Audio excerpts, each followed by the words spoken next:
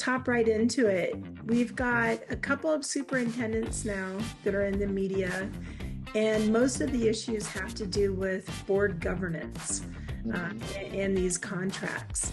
And yesterday, Shelli Boggs put out the press release on trying to provide some training and support. I can just sort of, give general advice about those kind of situations and why school boards need to really think about, um, they need to think about the end at the beginning.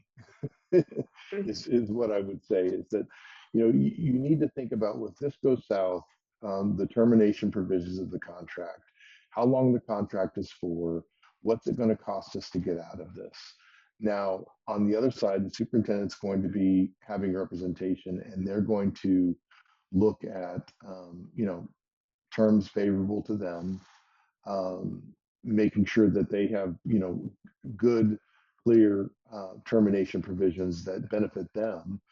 So what the district needs to do is have, somebody on their side advocating for really more advantageous ones for them and for the taxpayer, frankly. And this is why, when we did the contracts paper recently, one of the recommendations that kind of got buried, but was that, when boards go into this negotiation, it's worth considering whether or not they should use their regular legal counsel. Because that legal counsel, does all of their work. I mean, it does all their personnel work, it does all of their governance work, all of their, just about any of their day-to-day issues that come up. And, that's the same person that's going to be working with that superintendent, the person that you're hiring now. And I just find that maybe having a separate perspective, somebody who can just go to bat for the board and the taxpayers, just in negotiating that contract, and then handing it off to whoever your regular counsel is on a day-to-day basis. That would be a good idea. Are these contracts? So I don't know a lot about, general contracts, public, private, all that. So I'm asking from a very low level here. These superintendent contracts seem to have really big payouts when it Yeah. comes to terminating them. Is that normal, or are these superintendent contracts special in some way? I mean, it's normal, but I wouldn't say it's the way it ought to be. The typical contract that superintendent starts out with is a 3-year contract. And there are provisions that allow a board to terminate for cause, but cause is sometimes very narrowly defined and may give the superintendent many, many chances to sort of improve. Although, the board may be done already. The board may be saying, we need to change the leadership. And that's when there's some negotiation between the superintendent's council and usually the district's council, because what the initial ask of the superintendent is going to be, okay, I'm ready to work, pay me the balance of my contract. I'm contracted for 3 years, 3 years times this base salary plus these perks, that's how much you owe me. And that's the opening offer. That's the most it'll cost you. So what the board ought to do is have council saying, wait a minute, that's not reasonable. The superintendent is able to work still. So if we terminate this relationship, they can find something else. They should be able to find another job within 6 months. We're willing to pay out the year plus certain benefits, and then they negotiate that exchange. But there are, some superintendents stick their guns. They're like, no, we want the full balance of the contract. And then if they feel that they've been treated unfairly, they may even threaten litigation in addition to that. I was speaking with a board member recently on an issue, and he had made a really good point that from a board standpoint, the board members are really kind of told, don't get in the weeds. We've got this.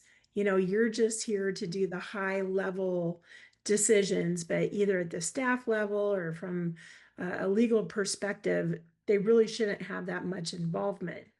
And this person had said, had I not looked into XYZ, we never would have known some of these other things were happening. Yeah. Can you please talk a little bit about how are these boards counseled when it comes to what their involvement should or should not be? And do you think that's right or wrong? Um, I think it's always been sort of a dance that's not, there are different schools of thought. I mean, you have sort of old school superintendents, and there's still a few out there that believe that the board's role is policy making only.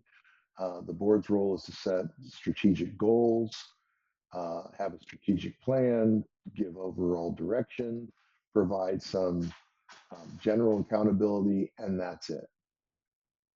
And then you have other superintendents that are more, willing, understanding that they need to work with the board. The board is a partner in running the school district. While they have the operational responsibilities, the board has more than just a mere policy making role, and requiring certain check-ins as policy gets implemented, as strategic initiatives get implemented, and we're constantly deciding whether or not this is a good direction or not a good direction. That the board has a role to play in that process, and I think that's when it works the best. Honestly, the board also is. I mean, the reason you have a school board to begin with is it's we believe in the community governance of schools, that the schools ought to reflect that community and that there ought to be some democratic control over the schools. And so that's why the board exists. So if the board's not bringing forth to the administration the things that they're hearing from the community, or the things that they've observed and become aware of that potentially are problems, I don't think the board's doing its job. Uh, they're not fulfilling the reason why they exist. So I think absolutely, if the board becomes aware of certain circumstances that are happening in the district that may be a violation of policy, potentially a violation of the law, something that just doesn't seem right, um, bringing forth those concerns to the administration are completely appropriate. Now, the question is going to be, to what degree does a single board member expect that every one of their demands gets carried out? That's another matter, because it is true that the superintendent has one boss, not five. The superintendent has the bosses. The boss of the superintendent is the board, and I mean that in a collective sense. But that's not to say that any individual board members don't have a say in terms of how bringing forth these kind of concerns. What a good superintendent would do is, if they feel like, look, this is one board member sort of making me do these things that I don't think the rest of the board is okay with, then the superintendent should say, well, let's bring this to the board and have the board have a discussion so that I can get direction from the board, because this is one where I think that everybody needs to be on the same page about. That's something that takes some social skills, some political skills on behalf of the superintendent. And that does seem to be lacking in many superintendents today, being able to work with the board and negotiate those sort of power dynamics with the board and the board members. So I want to ask you a question about transparency. Yesterday, when I was working on this story in Paradise Valley, when I contacted ASA, and rightly so, they couldn't make any comment because all of these discussions happened in executive session. For anyone who's watching, that's behind closed doors. These are private conversations that take place not in the public. So, my question for you is, should there be more transparency on how these superintendents are hired, what these boards are being told, or really should this be executive session level discussion? Well, I think first of all, let's start with this one idea, which is that there's nothing requiring these conversations to be done in executive session. Okay, executive session is permissive. It's not a requirement. But for obvious reasons, a board may want to deal with some sensitive personnel matters in an executive session where they can get, they can talk to their legal counsel, they can talk to their staff and get background that to allow them to make a decision that they do have to make in public. Having said that, if I were on a board and I would want to know, what are we going to say when we come out? Because our public is going to want to know how we arrived at this decision. And working and having a conversation with the rest of the board members about where everybody is, or at least where a majority of the board is on the reasoning why they're doing this. And so, and just saying, well, this is an executive session matter, and we vote this way, and leaving it at that, to me, does not seem to be the most transparent way of doing things.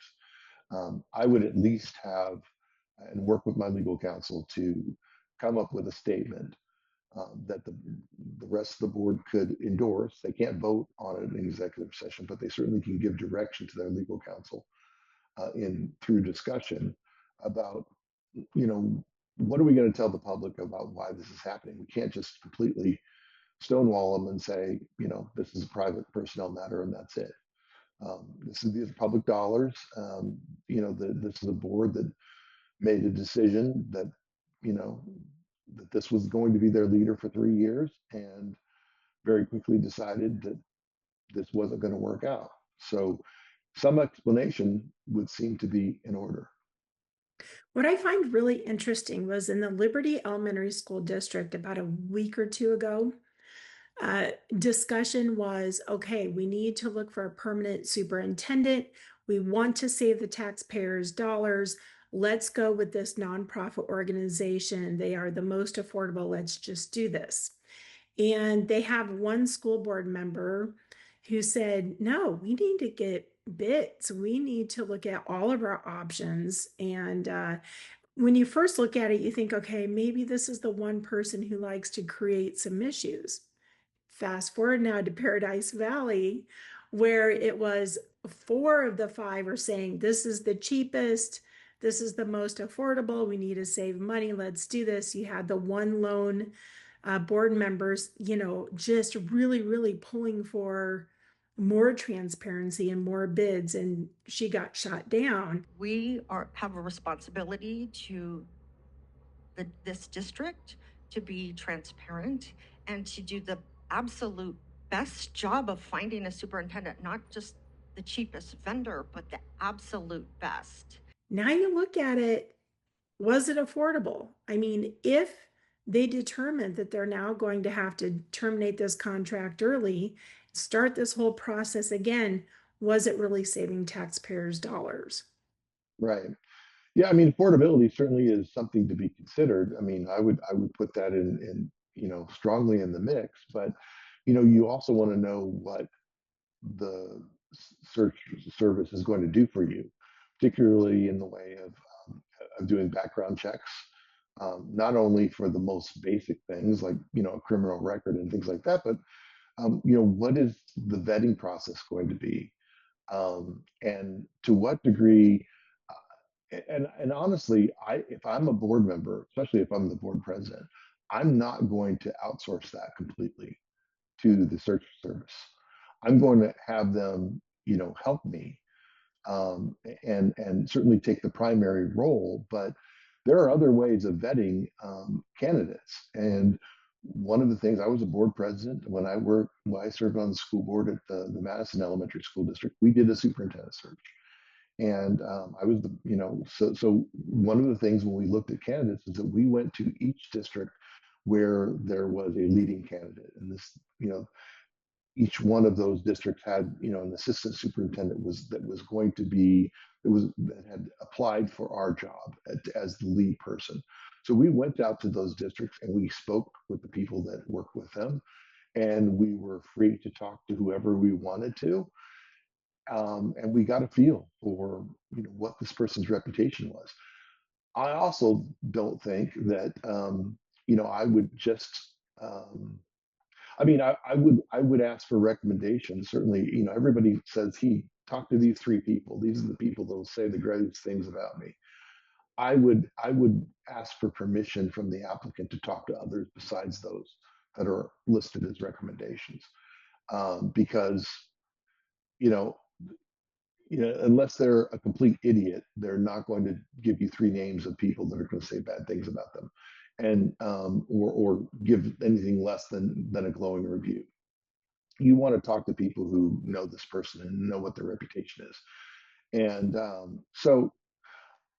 that's not to say allegation is necessarily fact. So I don't know that, you know, the particulars of the PV situation. I know what I've read in the paper or whatever, but you know, you may hear about, you know, some allegations that have happened about, you know, if it were proven to be true, a scandal.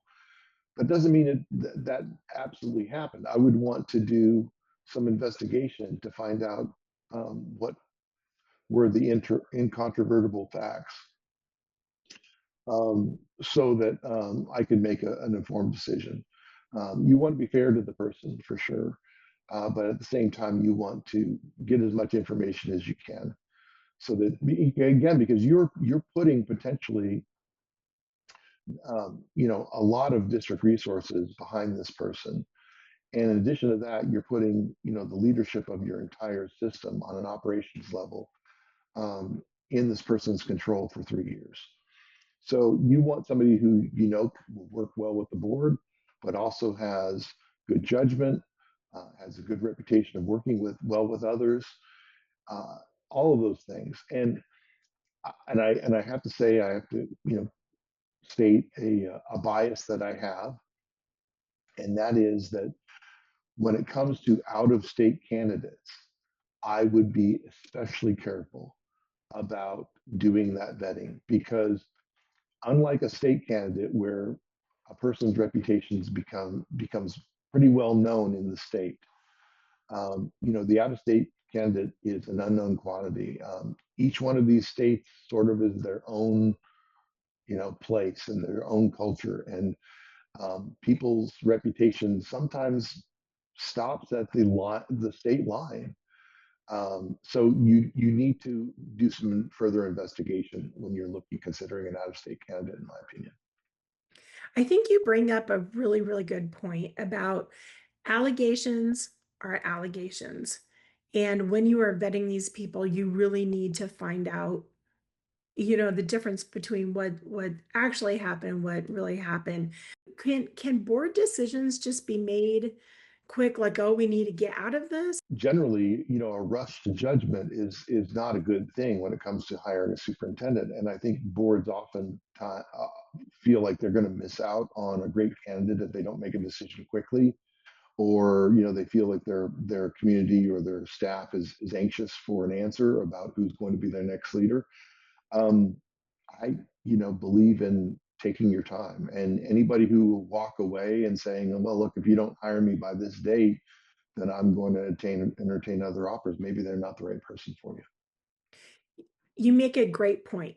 So in the Liberty District, it was outlined, we have these dates that we need to meet. We need to have someone in place by XYZ date. And is there really pressure there to get these decisions made in a certain time? Or, I mean, do they have any leeway to just kind of slow it down and take some time? Well, I mean, there's nothing wrong with having some goals and having, you know, a proposed calendar of trying to get it done. But, you know, if through the process it's clear that it seems to be rushed, or that you're not able to do the proper vetting, or that you can't get the right person in charge. You know, part of it also is that, you know, you have, you know, schools operate on, you know, pretty much nationwide on a fiscal year, on a school year basis. So are you going to get the person who's the right person now, or in January? You know, might it not be better to wait, hire an interim person, maybe even somebody from the district who could just sort of keep, you know, everybody sort of rowing the same direction, and stabilizing things, and then really trying to hire somebody to start July 1. Oftentimes that's the better option, because then you're pulling from people who already have jobs, and maybe looking to make a change, but they're not out of a job for a period. I mean, that's not to say that people that are out of a job might not be a good candidate, but I think your pool of candidates will be much bigger if you do it on that cycle, as opposed to finding somebody that you expect to be permanent in mid-year. Do you feel that we have a flux of superintendents in Arizona? Are we different than other states, or is this pretty normal?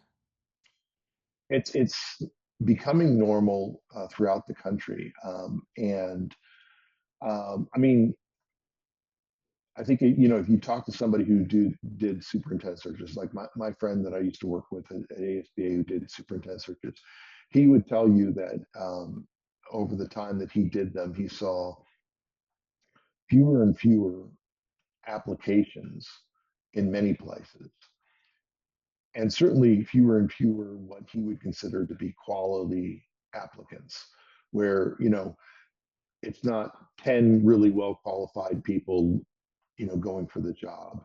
It's three well qualified people going for the job, and a few people that have they may be qualified, they may be the right fit, but they have some baggage, if you will. And the baggage is that they tried some other place and didn't work out. Now it could have been them, it could have been the board, it could have been the situation, we don't know, but it's not as clear of a slam dunk hire. So, and then I think also, other administrators are seeing this. They're seeing that superintendents aren't staying for a long time, that it's tough working for sometimes school boards in a very political environment. And they're deciding not to take that leap. They're staying at the director level, they're staying at the assistant superintendent level, because, who needs that? Or if they do jump, they're jumping for those spots when they know that's going to be their last job. They're close to retirement. If something were to happen and they were to be out in 2 years, they'd be okay because they've already qualified for their retirement. They would be okay. Well, again, that not only plays a part in terms of longevity, it also is going to play a part in terms of the quality of applicants you're going to get and how much buy-in they have for really making it work. It's different than it used to be, and I could have, when I was 25 years ago or 22 years ago, whatever it is now, that when I was at ASBA, there were some superintendents that had tenures of 10, 12, 15 years, and they were all well respected, and you almost, especially in these large districts, they were all well respected, and almost everybody knew who the next superintendent was going to be in that district, because that person had been mentored and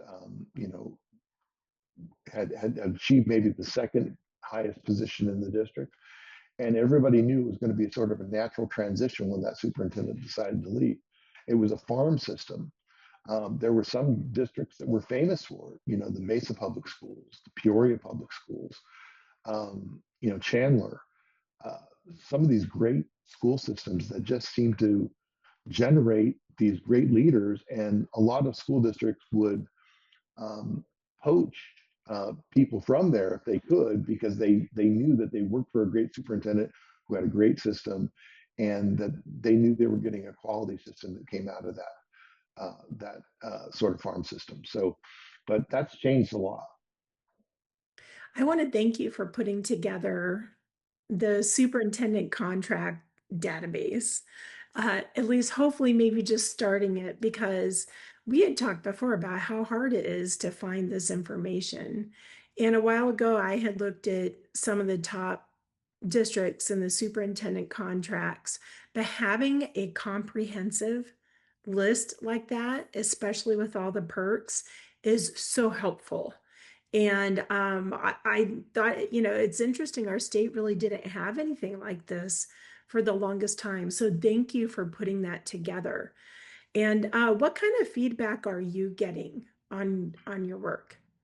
It's been a tremendous response that we've received, and we often put out reports, and we get through our website, people will respond and ask us questions, or tell us great job, or we hate it, or whatever. Normally it's a handful of responses, but this one is, I think I've gotten like 20 different emails, not to mention text messages and other things from people saying, we really appreciate this. Because part of this, what I wanted to do this, I wanted to do this for the school board members out there. They often don't get this kind of comparative data. They know what the superintendent next door is making in terms of just their base salary, but they don't know what all of the other components of their compensation looks like.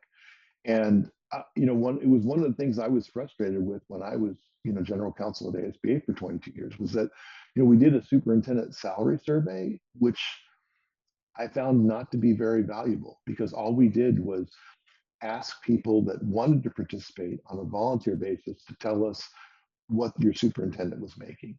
And they would tell you the base salary, if they told you at all. I mean, the response was pretty shoddy to begin with.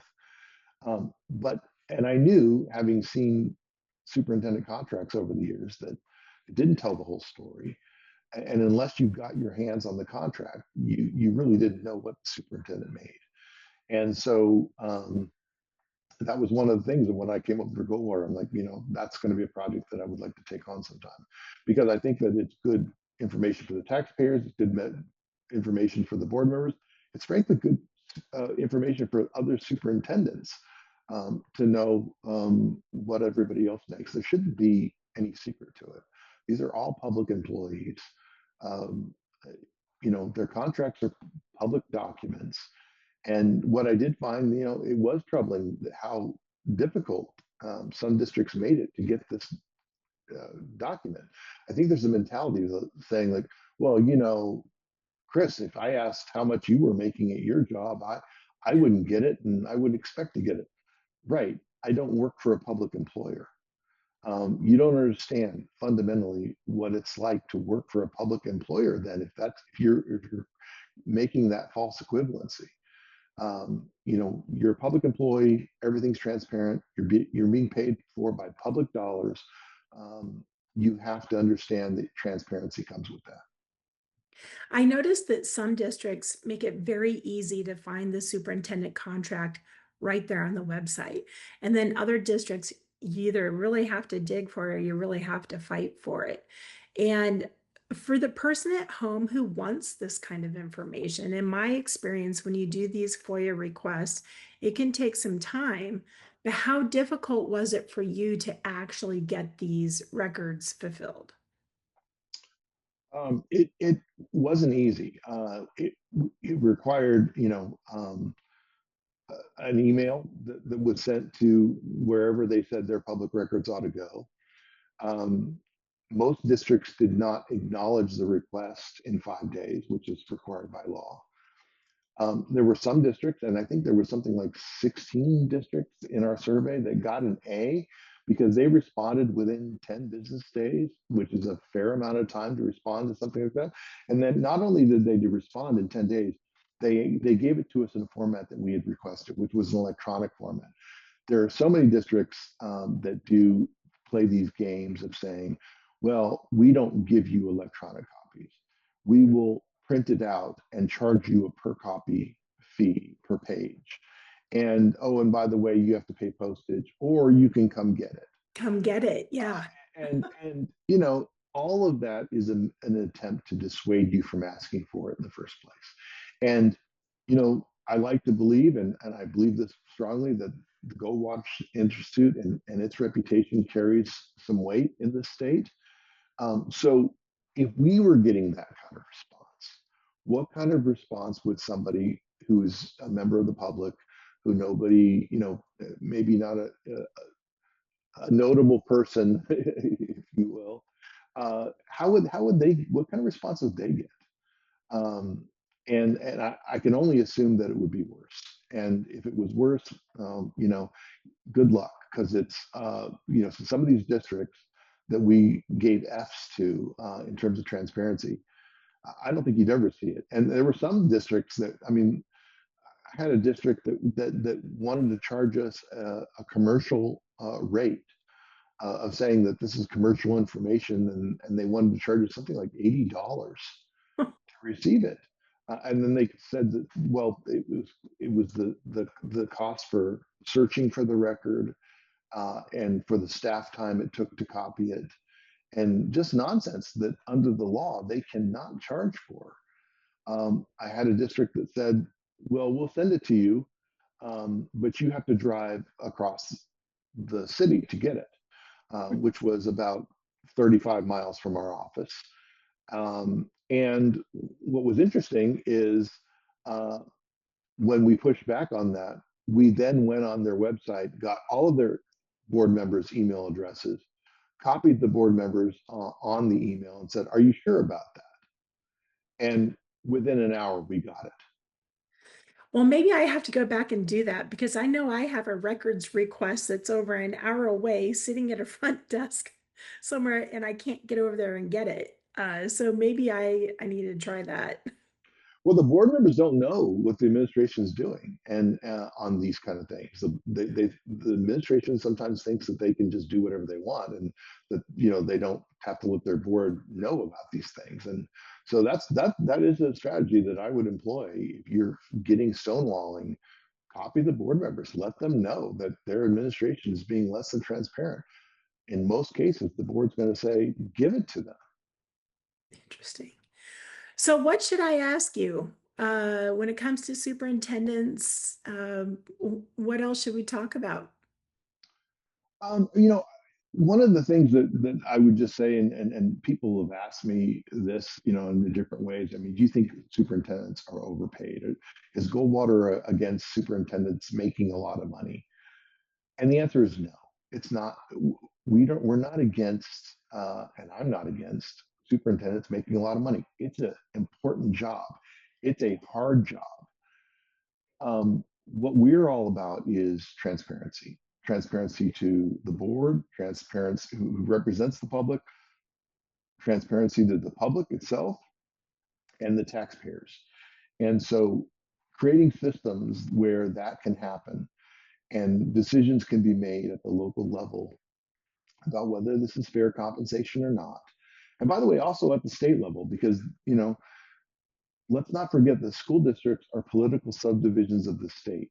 And the state legislature and the governor and everybody else in the state government have a role to play in terms of oversight of school districts. And so they're entitled to this information as well, so that they can make policy choices. And so, bottom line, no, per se, we do not believe that superintendents are overpaid. It depends. Now, one of the things that I did get a lot of response to in emails is like, why didn't you put the student proficiency rates next to what everybody is making? And I thought that was a really valid point. And if we do an update, we may include those, because I think paying for performance is something that we very much stand behind. And unfortunately, in some of these districts, they're paying for performance that does not look very good. Mm-hmm. And especially, it's hard to say when the proficiency rates don't seem to have any relation to the letter grades that they're going by, and how after the pandemic, the letter grades became really, most people would say kind of a joke.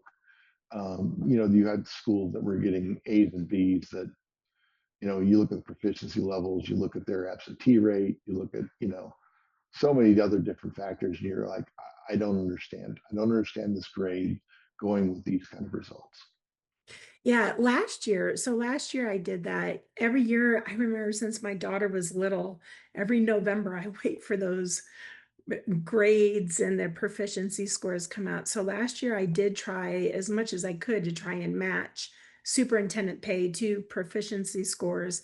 And I guess I'll do that again this year because people are shocked when they see these numbers. I just really don't think people understand. And when I talk to younger parents who are just getting ready to put their kids in schools, I always say, look at the proficiency scores before you do anything. Look at those. That's really important. And I think a lot of people don't even think to do that. They hear their school's an A-rated school. Okay, well, let's go do this. Right. And I'll cut a little slack in the sense that, look, I mean, in high poverty districts, Mhm. it's no surprise that you are going to have students that are not as prepared to succeed, and that it requires more work to bring those students up to proficiency. So they're not starting at the same point. That's acknowledged. But what I would look at, and if you go on AD's website and you go look up under the parents side, I think it is, you go to the school report cards, you'll be able to see the proficiency rates for every district. And what I would look at is particularly the trend line. Look at, even before the pandemic, where were they? Have they gone down? Have they come back up? Is the trend up? Are they making progress? Is there growth there?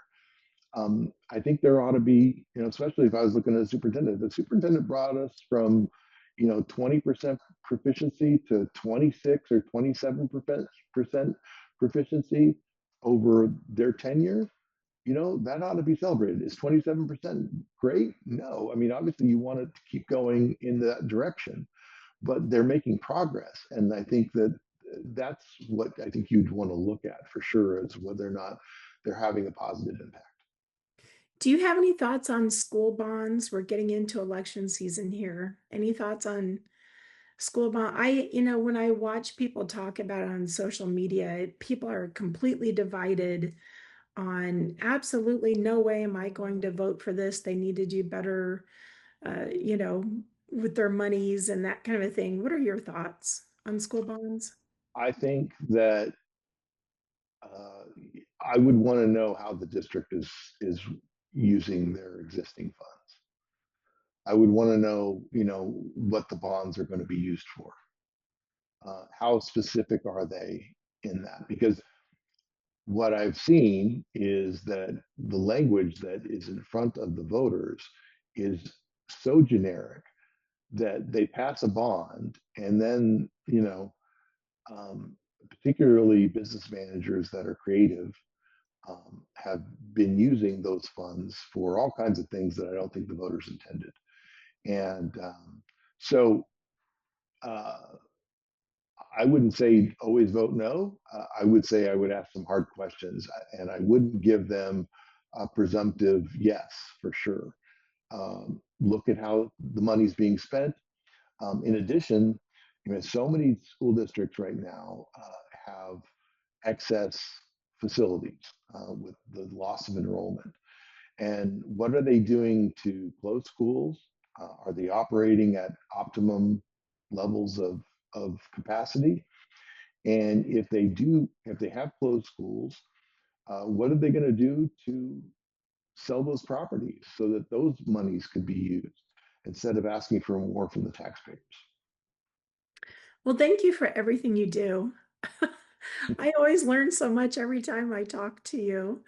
And do you have any projects coming up? Anything exciting?